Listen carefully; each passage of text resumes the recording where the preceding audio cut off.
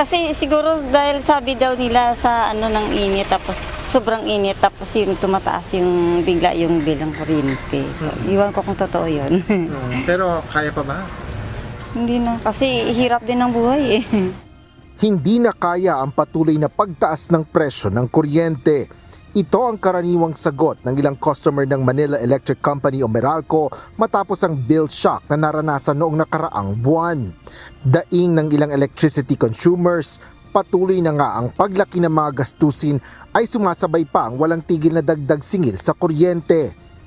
Kung mataas ang sahod bakit hindi wala. Yung mga bills lang ang pataas.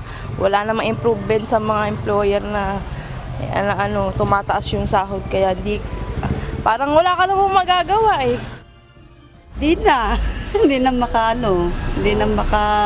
siyempre marami pang ibang bayaran, lalo magpapasukan ngayon, di ba?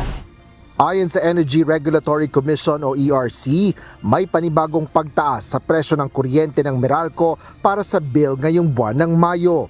Paliwanag ni Attorney Maria Corazon Guines, Legal Service Director ng ERC, bunsod ito ng maraming factors. Kabilang na dito ang pagtaas ng fuel cost at ang pagbaba ng halaga ng piso sa palitan kontra dolyar. Merong sulat sa amin ang Meralco na ipinagpapalam nga nila na ito yung projected generation charge nila for the month of May. Ngayon, meron silang mga breakdown nito kung saan-saan nagmumula in general yung mga components nung generation charge nila. Batay sa isinumite ng Meralco sa ERC, umaabot sa piso at nasa 2 sentimo kada kilowatt hour ang inisyal na tinatayang pagtaas sa generation charge para sa May 2026 bill. Inihayag naman ng ERC na humingi ng permiso ang Meralco sa komisyon upang magpatupad ng adjustment sa ilang bahagi ng bill ng kuryente.